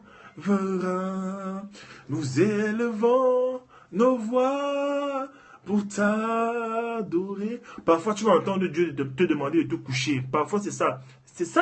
Parfois, tu es là, une fois, tu chantes comme ça. Je sens que je suis en train de faire un truc pratique pour quelqu'un, je ne sais pas. Tu es là comme ça, tu chantes et Dieu te dit coucher, vois par terre. Dès que tu te couches comme ça, il te donne une révélation. Parce que pour recevoir les révélations d'en haut, il faut te coucher. Pour recevoir les révélations d'excellence de Dieu, il faut te coucher. Il faut te coucher. Dieu te révèle les choses. Tu vois un peu? Tu te révèles les choses, il te dit, toi, tu dois manger ça. Est-ce que vous savez que Dieu peut même te donner pendant la prière ce que tu dois manger pour te sentir bien. Il te dit, mange les brocolis. Moi, c'est comme ça que j'ai reçu beaucoup de choses par rapport à l'alimentation. Mange les brocolis. Fais des choux rouges avec les pommes. Voilà. Fais des choux rouges avec les pommes. Fais ceci. Il te dit, après tu dis, Seigneur, mais c'est bizarre. Les choux rouges là, c'est bizarre. Il te dit, non, fais, écoute-moi. Dieu te dit, le Saint-Esprit te dit, écoute-moi. Il te dit lui-même, Dieu n'est pas un religieux. Il te dit, écoute-moi, Dieu est dans la relation et non dans la religion. Écoutez bien. Il te dit, fais des choux rouges. Il te dit, les boîtes en conserve, là, les tomates en conserve que vous mangez, là, ne mangez plus ça. Achetez les tomates fraîches. Le Saint-Esprit te dit ça. Il te dit, quand tu vas au marché, achète du pain complet. Achète du pain complet, n'achète plus du pain de farine blanche là, parce que après ça vous crée des problèmes. Achète ceci. Pendant que tu adores Dieu, il te dit ces choses. Oui, Dieu s'intéresse à ça. Il te dit, quand tu cuisines par exemple des épinards, bah, tu peux acheter du citron. Il te dit ces choses en fait. C'est bizarre, n'est-ce pas? C'est pas écrit dans la Bible. Mais le Seigneur dit ça. La Bible dit que il te montrera toutes choses en fait. Voilà. Parfois tu es là, tu es bloqué dans ta carrière, tu ne sais pas. Dieu te dit, bon, pendant que tu es là, bon, fais telle formation, va voir telle personne, elle va te former dans ta... Hein? Va voir William, il va t'aider dans le coaching, va le voir, il va t'aider dans le coaching. Si tu ne connais pas quels sont tes talents, va le voir. Je lui ai donné une grâce pour ça. C'est sa destinée, il est passionné par ça. Va voir Tania par rapport au mariage, va la voir. Elle va t'aider, elle va t'aider à te préparer, elle va te donner des conseils. Hein? Si tu veux être encouragé, hein? Bon, va voir Bettina. Tu veux connaître des médias, va voir le grand frère Darcy, va voir Darcy que j'ai envoyé dans ta vie, maintenant c'est ton mentor. Tu vois pas qu'en cette saison-ci, il est tout autour de vous. C'est moi qui l'ai envoyé vers vous. Va voir tel, va voir Aurélie. Hein? Voilà, va voir Aurélie. tu as des problèmes au niveau de ton identité, tu as du mal avec ton identité, je sais, mais j'ai suscité Aurélie, contacte-la sur Internet, elle va te donner des conseils, elle va savoir, quand tu vas la voir, elle saura, parce que je lui ai dit que tu viendras. Il y a des gens qui viennent me voir comme ça, c'est Dieu qui les a envoyés, Dieu leur a dit, va voir William, Dieu leur a dit, je n'invente rien. Voilà. Tu pries, tu adores, il te dit, fais ceci. Il te dit, voilà, je t'envoie l'argent, tu dépenses trop d'argent, tu ne gères pas bien. Essaye de bien gérer la prochaine fois. Ok, bah tu n'arrives pas à bien gérer, laisse ta femme tout gérer. Voilà, allez, faites comme ça. Voilà, il y a tel truc que vous n'avez pas payé, payez ça. Sinon, ça va vous créer des problèmes. Allez, tu vois, voilà, tu dors trop tard. C'est vrai, je t'ai demandé de travailler, mais je t'ai pas demandé de ruiner ta santé. Hein? Tu dors trop tard. N'est-ce pas? Est-ce que je n'ai pas dit dans ma parole que je donne autant de nourriture à mes bien-aimés pendant leur sommeil? Il te dit toutes ces choses en fait. Il te dit pourquoi tu te ruines la santé? Il faut dormir tôt, il faut bien dormir. Il va te dire que lui, tu es tout le temps sur ton téléphone. Ça te bouffe ta vie de famille. Il faut être équilibré. Laisse un peu le téléphone. Passe du temps avec ta famille. Le Seigneur dit ces choses. Il dit ces choses. C'est dans la relation avec Dieu qu'il te dit ça. Il te dit ces choses. Parfois, tu te lèves comme ça. Tu veux, dans la journée, tu veux faire à manger, tu vas aller dans le frigo, tu vas voir un ancien poulet, un poulet que tu avais gardé il y a 3 jours déjà, tu veux manger, Dieu te dit jette ça à la poubelle. Oui, tu avais acheté un poulet, je sais pas, tu avais acheté un poulet, tu veux manger ça, tu veux le réchauffer pour manger, Dieu te dit jette ça à la poubelle. Mange alors, tu vas voir les problèmes que tu auras. Il te dit arrête, tu es en train de boire des jus là, des sodas là qui te créent des problèmes dans le corps, Dieu te dit arrête de boire ça. Voilà. Ce sont les choses en fait que le Seigneur te révèle. Comment est-ce que j'ai fait mon site internet? Je suis sur mon site internet, je commence, c'est dur, je vais abandonner. Il me dit non, fais ceci. Il me dit, quand tu veux faire un site internet, ne commence pas à tout faire le premier jour. Divise ton travail en plusieurs tranches, comme les tranches de salami, comme un projet. Tu as ton projet là, tu le divises en plusieurs tranches. C'est-à-dire, tu te donnes une date limite, tu te fixes un objectif, tu te dis, bon, il faut qu'en 2 mois, ton site internet soit prêt dans 2 mois, ok. Et je vais t'aider chaque jour. Tu commences le premier jour, d'accord. Tu mets les menus du site. Tu mets les menus, ça te prend 30 minutes, 1 heure. Après, tu laisses. Le lendemain, tu reviens, il te dit, bon, mets telle couleur. Ok. Après, il te dit, non, mets telle photo. Ok. Après, il te dit, non, écris ça ici. Bon, non, ce que tu as écrit là, c'est pas bien. Change comme ça. Change comme ça, là. Voilà, fais comme ça. Fais comme ça. Tiens, tu devrais ajuster ça ici. Tes articles doivent être vraiment. Il te dit, tes articles doivent être vraiment bien structurés. Essaye d'éviter les fautes. Le Saint-Esprit te dit, essaye d'éviter les fautes parce qu'il y a des gens qui ne se voient pas les fautes. S'ils voient que tu as des fautes dans tes articles, en fait, ça les repousse, en fait. Même la révélation que j'ai donnée ne pourra pas l'aider. Il te dit ces choses, le Saint-Esprit, en fait. Il te dit ces choses. Il te dit, bon, voilà, tu es en sous-poids là. Tu as du mal, ok. Bon, voilà ce qu'il te dit. Va nager. Nage. Nage. Va à la piscine, nage. Il te dit, tu vas courir au parc. Oui, c'est comme ça que ça se passe. C'est comme ça que ça se passe. Pourquoi je vais me passer devant personne pour mentir? C'est la vérité. Vous pensez que Dieu parle comme aux gens? Voilà. Il te dit là, par exemple, tu passes la journée entière, tu ne bois pas assez d'eau. Il faut que tu boives beaucoup d'eau. Dieu dit ça. Dieu dit ça. Il faut que tu boives beaucoup d'eau. Hein?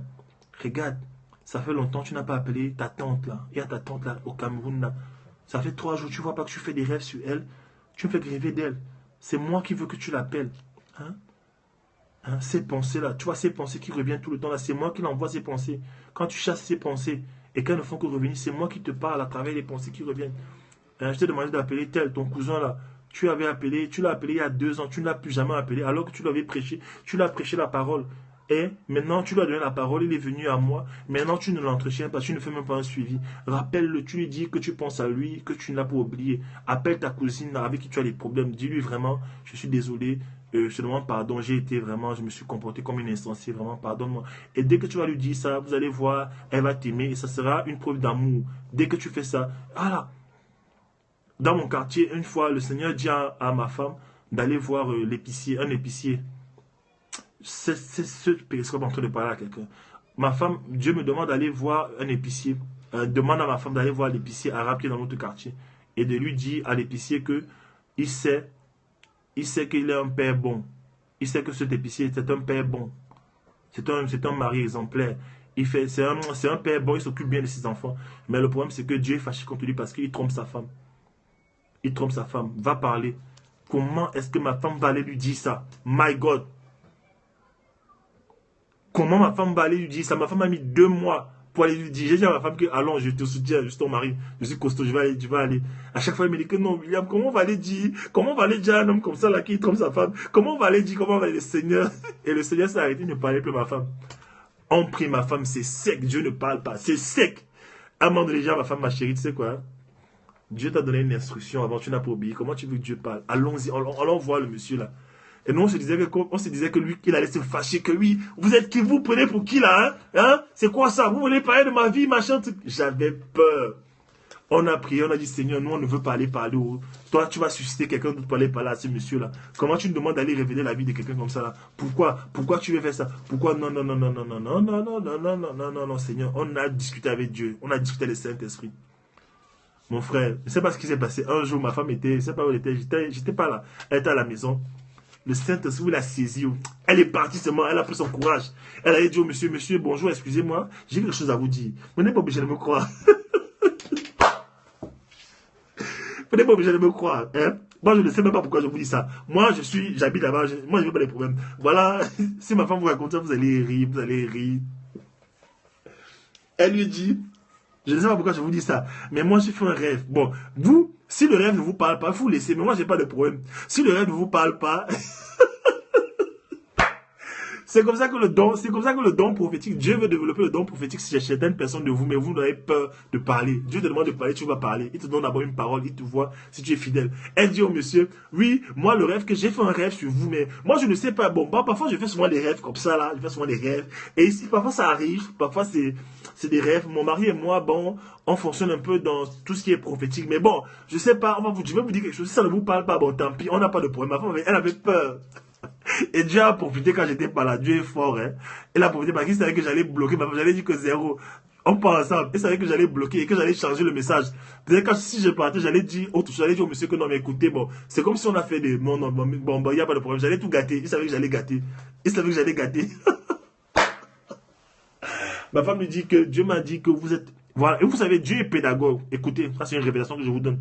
Dieu est pédagogue. Quand Dieu reprend quelqu'un, quand Dieu veut te reprendre, il te fait d'abord les louanges. Vous voyez? Dans l'Apocalypse, en fait, vous allez voir que quand l'ange parle aux églises, il dit toujours à l'église, ce que j'aime avec toi, bon, je sais ce que tu fais. Je sais que tu as la foi, je sais que tu prends au sérieux des choses, tu prends au sérieux l'œuvre qui t'est donnée. Mais voici ce que je te reproche. Et Dieu a dit à ma femme, dis-lui d'abord que c'est un père bien. Donc elle a commencé à dire, oui, Dieu m'a montré que vous êtes un bon père, vous vous occupez bien de vos enfants. Et c'est un père bien, en fait. Voilà. Et elle a dit, je sais pas pourquoi ma femme n'aime pas faire des périscopes. Vraiment prier pour que ma femme vienne faire des périscopes. Je sais pas. Elle a tellement de choses. Elle a dit, elle a dit au monsieur, oui, Dieu m'a dit que Dieu m'a montré que comme ça, que vous êtes un homme bien, un père de famille, vous vous occupez très bien de vos enfants. Mais Dieu m'a montré que vous trompez votre femme. Dieu m'a montré que vous trompez votre femme. Le monsieur était choqué. Mais il n'a pas réagi comme on croyait en fait. Il a dit à ma femme, ok. Et je vous assure, cette parole-là, je suis convaincu qu'il a arrêté de tromper sa femme. Et je suis convaincu que ce monsieur, c'est un musulman. Je suis convaincu que Dieu va toucher son cœur. Je suis convaincu de ça. Et depuis ce jour-là, le monsieur-là nous respecte. Il nous prend seulement. Il croit seulement qu'on est les dangereux prophètes de l'éternel. Mais en fait, on est les prophètes de l'éternel en mission secrète. Voilà. Et quand il nous voit, l'autre jour, ma femme est allée l'acheter quelque chose là-bas. Il y a quelque chose a failli tomber sur sa tête. Il a dit non. Et ça va madame. Eh, non, non. Ah là là. Oh, il avait peur que je sais pas ce qui est tombé à côté, ou c'était une bouteille. Il a eu peur en fait que ça. Voilà. Et ça, c'est le Saint-Esprit. Hein? Et parfois, le Saint-Esprit va faire quoi? Le Saint-Esprit va t'amener, parfois pour te bénir en fait. Le Saint-Esprit va t'amener, il va te révéler la vie de quelqu'un qui a des problèmes. Et il va te dire, ça à la personne. Tu vois? La personne ne peut pas douter. Moi, j'ai fait une séance de coaching une fois. Non, c'était pas un coaching, c'était une rencontre. J'ai rencontré quelqu'un un jour. Et Dieu me dit de lui dire que Dieu compte sur lui pour aider l'église. Tu vois? Et Dieu lui avait dit la même chose dans la journée. Quand je lui ai dit ça, il s'est mis à trembler, il pleurait. Il a vu l'amour de Dieu directement. Il a eu la chair de poule, il s'est mis à pleurer. Il s'est dit, waouh, Dieu m'aime, Dieu a besoin de moi, Dieu compte sur moi. Je vais être plus diligent, je vais faire des choses. C'est ça en fait. Et le Seigneur est dans la simplicité de l'évangile simple. La simplicité de l'évangile. Même parfois, mon pasteur actuellement, c'est un prophète. Dieu m'a dit de me mettre sous son manteau, de le servir. Et j'étais à l'église comme ça. Dieu me dit, va voir le pasteur, tu lui dis que tu vas le servir. Non, il m'a dit, oui, va déposer une offrande dans le panier. J'arrive, il m'a dit, va déposer une offrande dans le panier, il va prier pour toi. Et je vais alors, je dépose l'offrande, et j'entends le Saint-Esprit qui me dit, mets-toi à genoux devant lui. Mets-toi à genoux devant lui, mets-toi à genoux devant lui, et il va prier pour toi. Je me suis mis à genoux, il a commencé à prier pour moi, et Dieu m'a dit, tu deviens un serviteur pour lui, tu te mets à son service. Ça, c'est les choses que le Saint-Esprit te dit. Tu vois, un jour, le Seigneur me dit, un vendredi, Dieu me dit, dimanche qui vient là, tu vas donner 50 € à l'église. Tu vas faire une offrande à l'église, 50 €. Je ne te dis pas pourquoi, va seulement donner. Quand Dieu te parle, tu sais que c'est Dieu qui t'a parlé, tu sais que c'est Dieu, tu ne peux pas douter en fait. J'ai su que c'est Dieu qui m'a parlé le dimanche là. En fait, c'était mon dernier billet de 50 €. Je me suis dit, tiens, non, Dieu ne m'a pas parlé. Écoutez, hein, je me suis dit que non, c'était pas Dieu qui m'a parlé le vendredi. C'était une voix juste comme ça. Je pense que c'était une voix furtive comme ça. Bon, voilà. De toute façon, Dieu a oublié. Je me suis dit, parce que c'était mes 50 €, mes derniers 50 €. Et je ne voulais pas donner en fait. Je vous dis la vérité. Hein. Voilà, une voix comme ça, je ne voulais pas donner. On a commencé à donner, les gens ont donné. Moi, je suis resté au fond de la salle, je n'ai pas donné. Je fais comme si je n'entends pas. Bah là, une femme à l'église qui est saisie par le Saint-Esprit, elle se met à pleurer. Elle dit, donne ce que Dieu t'a mis à cœur. Donne ce que Dieu t'a mis à cœur. Pourquoi tu résistes? Pourquoi tu résistes? Donne ce que t'as mis à cœur. Bon frère, j'avais honte, c'était de moi qu'on parlait. Pourtant, je suis quelqu'un, d'habitude, je sème des sommes, mais ce jour-là, Dieu voulait que je sème cet argent en fait. Je voulais résister. J'ai fait comme un petit chat. Quand le chien il met la queue entre ses jambes, j'ai commencé à aller dessous. Je suis allé devant comme ça. J'ai pris l'argent, il dit pardon Seigneur, excuse-moi, pardon, j'ai mis l'argent. Et dès que j'ai mis, elle a arrêté. Ouais, c'était pour mon bien. Dieu voulait faire quelque chose dans ma vie en fait. Hein? Là où tu te couches, c'est là où on dort. Voilà. Donc c'est ça. Vraiment, le Seigneur m'a amené à parler aujourd'hui de l'intimité et le Saint-Esprit. L'intimité, c'est important. Si tu veux réussir ta destinée, je t'assure, peu importe ce que tu veux faire. Je ne sais pas si Dieu t'a appelé à être un basketteur, une communicatrice, une scientifique chercheuse, une femme d'affaires, une organisatrice d'événements, une icône de la mode. Je ne sais pas. I don't know. Whatever God told you that you're gonna be. You need the Holy Spirit. Tu as besoin du Saint-Esprit. Tu ne peux rien faire sans le Saint-Esprit. Arrête-moi tout ça. Arrête ça. Tu vas commencer à faire des choses à gauche, à droite. Si le Saint-Esprit ne te valide pas, mon frère, tu vas t'arrêter en chemin. Tu as besoin du Saint-Esprit. Voilà. Tu as besoin du Saint-Esprit. C'est ce que je voulais dire aujourd'hui. Bon. Je sais pas, parfois. Moi, j'ai souvent envie de faire mes périscopes comme tout le monde. Vous voyez? Je vois Eliane, je vois Darcy qui fait ses périscopes. J'ai souvent envie de faire mes périscopes parfois rapides. Je m'arrête. Mais après, je sens qu'il faut que je dise des choses. En fait, je sens. Bon, peut-être c'est ma façon. Hein. Dieu m'a fait aussi comprendre que dans la destinée, personne ne doit ressembler à personne. Chacun doit fonctionner selon l'onction que Dieu lui a donnée. Chacun doit fonctionner avec les talents, avec le style que Dieu lui a donné, en fait. Voilà. Tu dois faire comme Dieu te guide, en fait. Voilà. Donc, c'était ça, ce que je voulais dire. Vraiment développer. Du coche. Développer la relation avec le Saint. En fait, le Saint-Esprit, un jour j'étais chez moi, j'ai dit à ma femme, Johanna, vraiment, si le Saint-Esprit était physique, j'allais l'embrasser là, je sais pas. Parce qu'en fait, quand le Saint-Esprit commence à vraiment fonctionner avec toi, voilà, quand il commence à s'accrocher avec toi, à fonctionner, à t'utiliser d'une certaine façon là, tu deviens un homme bizarre. Tu deviens un homme bizarre. Partout où tu vas, voilà, il est doux. Partout où tu vas, en fait, regarde, il y a ce qu'on appelle le parfum, et un parfum spirituel. J'ai dit, c'est Tania qui parle souvent de ça. Il y a aussi un pasteur gabonais que nous avons enseigné dessus au Cameroun. Quand tu passes du temps avec Dieu, les gens savent ça. Quand tu passes du temps avec Dieu, quand tu es un intime de Dieu, les gens savent, tu sens bon, en fait. Tu sens bon. C'est-à-dire que ta présence plaît. Ta présence plaît. Moi, il y a des gens dans mon quartier qui ne veulent pas me dire. Parfois, il y a des gens dans mon quartier, ils me saluent. Dès que je les salue, ils disent bonjour, monsieur. Ah, comment allez-vous? Ah, mais vous savez, vraiment, vraiment il fait froid, ça caille. Hein. Ah, là, là, là, là, ah, là, là, vous savez, le maire de telle ville, il est transsexuel. Hein, tu sais. Je dis, non, mais comment vous me dites ça? Le Seigneur me dit, reste, tu écoutes, c'est qu'il a envie de te parler. Oh, laisse, parle et parle avec lui. Et comment à te raconter comment non, le maire a fait ceci. Tu sais, en 1975, j'avais fait ceci, j'étais parti là-bas. Tu sais, moi, ma femme, on a 2 enfants, on est parti en élan de... Tu sais, moi, j'aime pas trop fumer, tu sais. Il te raconte des choses qui n'ont pas de sens. Mais tu veux partir, Dieu te dit non, reste, il a besoin de te parler. Il a senti un truc dans ta vie, il a besoin de te parler. Reste là, écoute ce qu'il te dit. Comme on est souvent pressé, je suis resté là, je cause, je dit, oh tiens, c'est intéressant. Hein? Ok. Ah ouais, non mais franchement, je vous assure, dans ce quartier, franchement, c'est pas facile, non, vous savez. Quoi? L'onction attire. Et autre chose, merci Seigneur, j'ai dit quelque chose à dire. Tu as dit ça, l'onction attire. Écoutez, faites attention, je vous en supplie. Plus tu passes du temps avec Dieu, voilà. Plus tu passes du temps avec Dieu. Si je vous montre les photos d'avant, vous allez bien vous moquer de moi. Hein? Un gars était avec un cou comme le matin, pêcheur, comme ça, bien laid. Plus tu passes du temps avec Dieu, en fait, plus Dieu te remplit d'onction, en fait.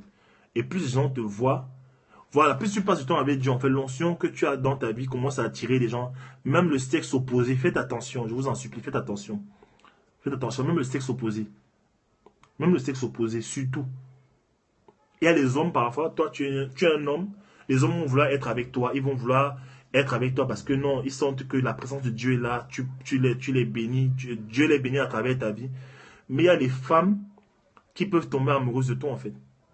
Voilà, elles peuvent être là comme ça, elles disent non mais tiens, le gars là, il a des révélations. Non, franchement, il parle bien, il est éloquent. Vraiment, si c'était mon mari, Seigneur, pourquoi tu m'as fait l'onless? Pourquoi tu m'as fait qu'ils sont mon mari même, dis donc. Oh, voilà, l'onction Rambo.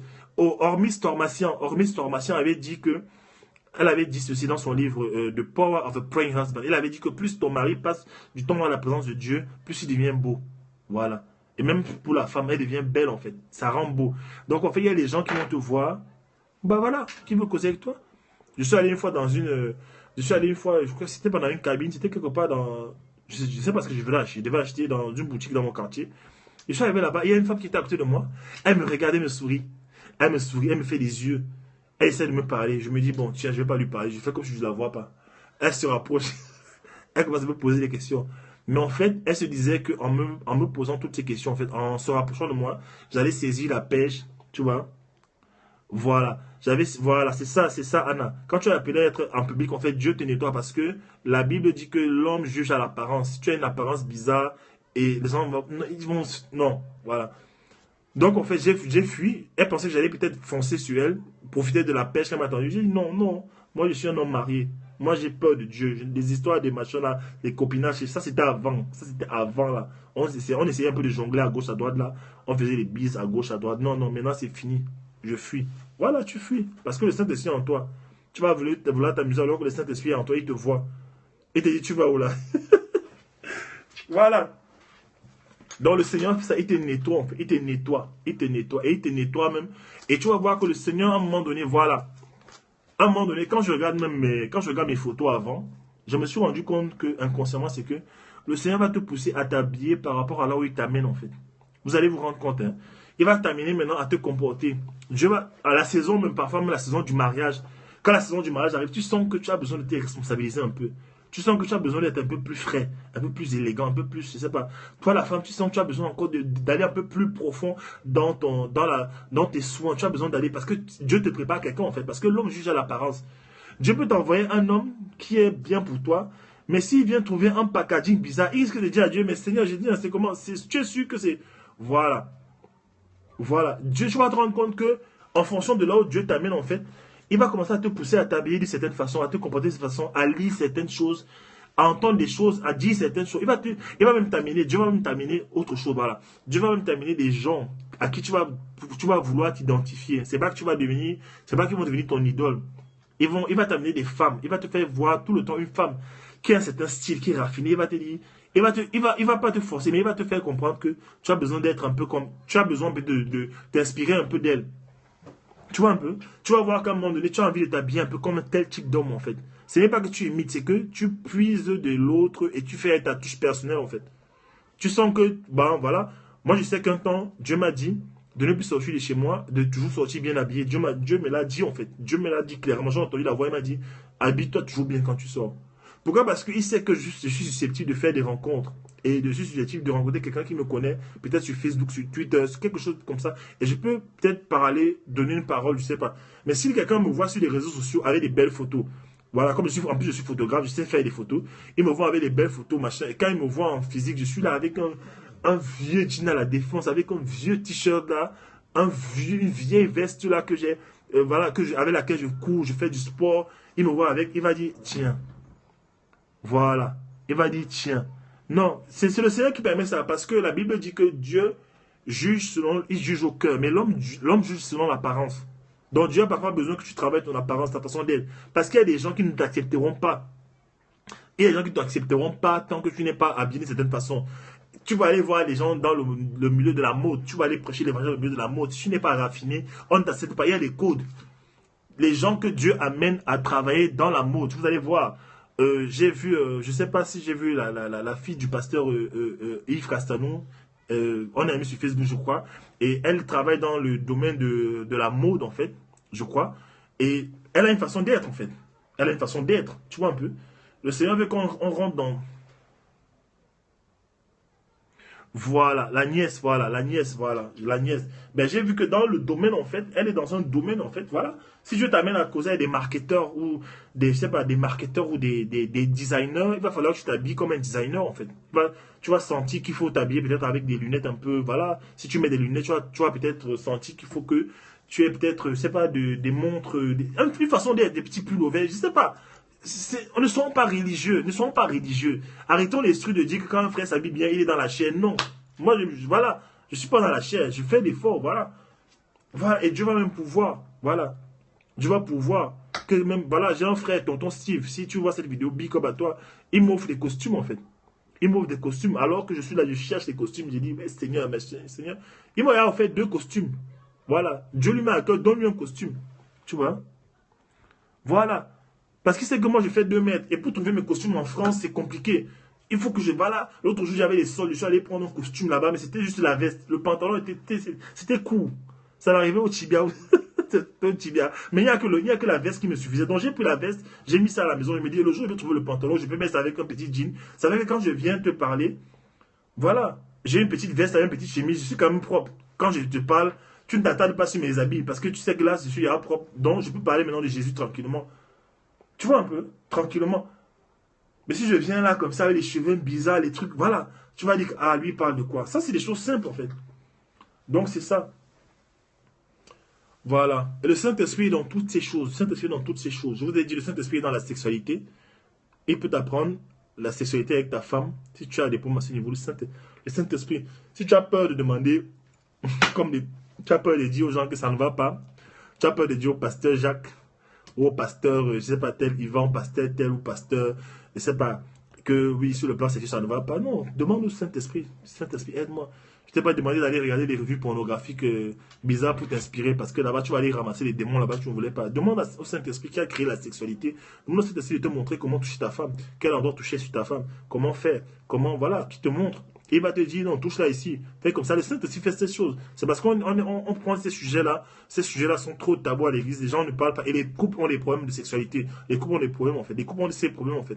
Parce qu'ils n'ont pas le droit de demander à Dieu. La religion, l'esprit de religion, c'est fait qu'on ne demande pas à Dieu. Le Seigneur dit que tout ce que tu lui demandes, lui, ne te confie pas à ta propre intelligence. Quand quelqu'un ne demande pas de l'aide dans ce domaine, il considère que, hein, voilà.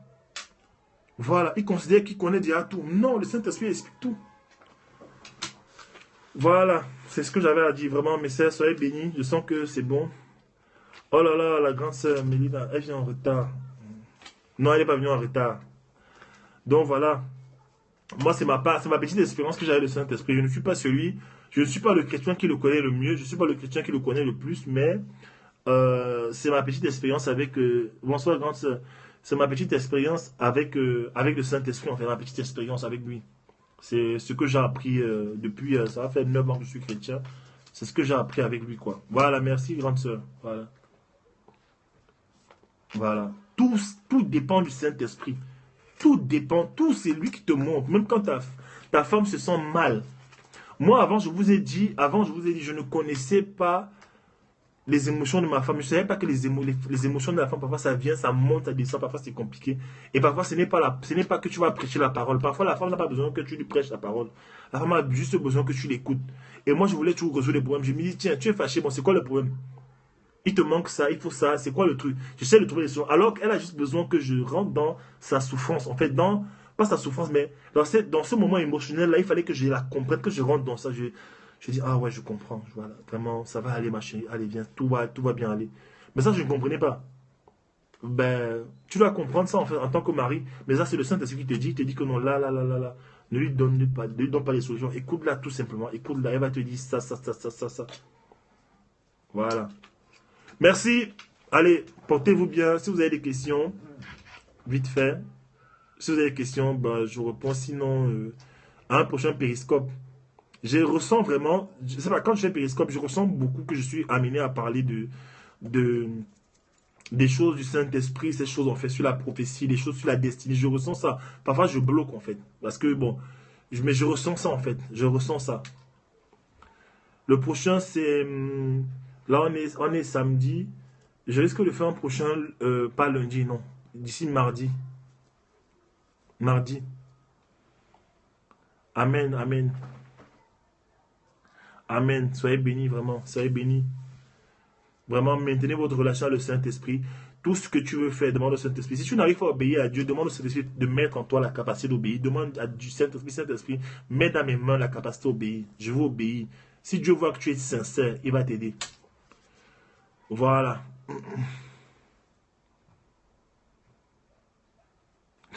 Non, Dikoche, là, prends d'abord ça, tu digères. Tu veux me fatiguer là, Dikoche. Allez, ciao. Salut les frères, salut la famille. Allez, portez-vous bien.